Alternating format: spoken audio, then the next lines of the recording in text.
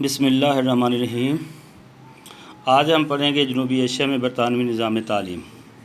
تو سب سے پہلے ہم اس کا انٹروڈکشن پڑھتے ہیں، تعارف، کہ جب بر صغیر میں انگریز آئے تو اس وقت مسلمانوں کی حکومت ہی یہاں پہ، اور دیکھنا یہ ہے کہ اس وقت تعلیمی حالت کیسی تھی مسلمانوں کے دور میں جب انگریزوں نے قبضہ کیا بر صغیر پہ۔ تو اس وقت جو نظام تعلیم تھا وہ کیسا تھا، اور مسلمانوں نے جو تعلیم متعارف کروائی تھی اس کا معیار کیا تھا۔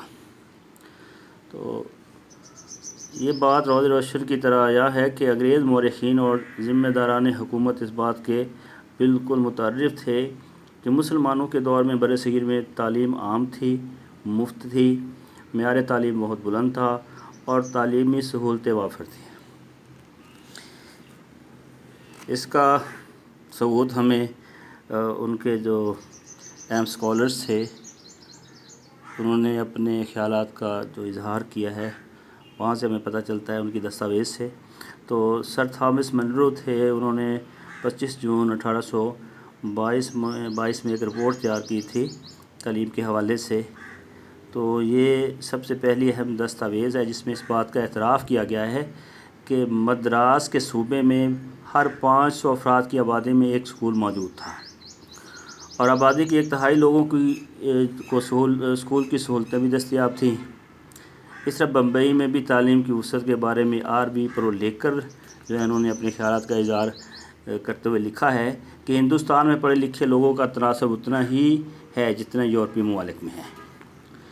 اسی طرح صوبہ بہار اور بنگال کی تعلیمی حالت کے بارے میں ایک عیسائی مبلغ ولیم ایڈم تھے، انہوں نے رپورٹ تیار کی تھی، اور ان کے بقول انگریزی حکومت کے آغاز کے وقت صوبہ بنگال اور بہار میں 5 سے 10 سال کی عمر کے بچوں کے لیے 1 لاکھ اسکول موجود تھے جن میں پڑھنے، لکھنے اور ابتدائی حساب کی تعلیم دی جاتی تھی۔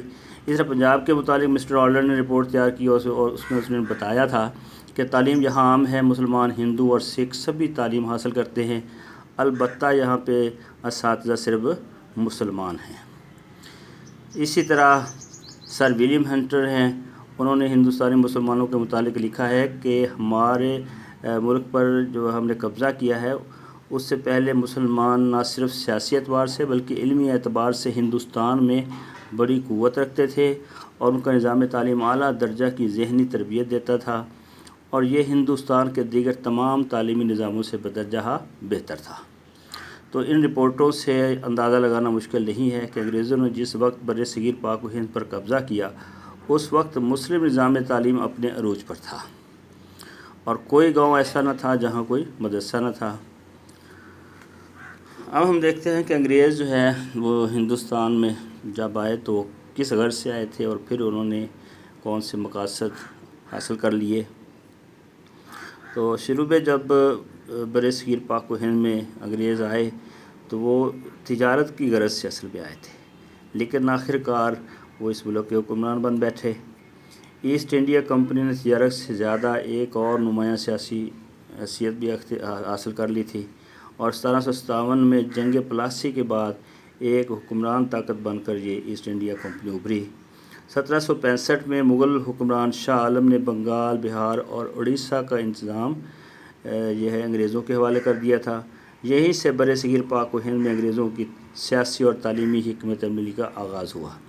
تو یہ کمپنی جو تھی 1857 تک قائم رہی، اور بعد میں 1858 میں حکومت برطانیہ نے بر صغیر کے تمام معاملات براہ راست خود سنبھال لیے۔ تو بر صغیر پاک و ہند میں برطانوی راج جو ہے یہ 1947 تک قائم رہا۔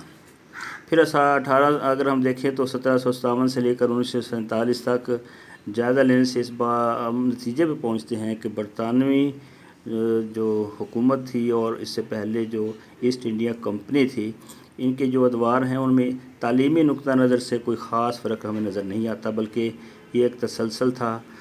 گو سیاسی حیثیت سے 1857 ایک اہم موڑ ضرور تھا، لیکن حکومتی پالیسی میں کوئی تبدیلی واقع نہیں ہوئی تھی، اور دوسری نمایاں بات یہ ہے کہ جو تعلیمی پالیسی کمپنی نے وضع کی تھی اس پر مکمل جو عمل ہے وہ برطانوی حکومت کے دور میں ہوا۔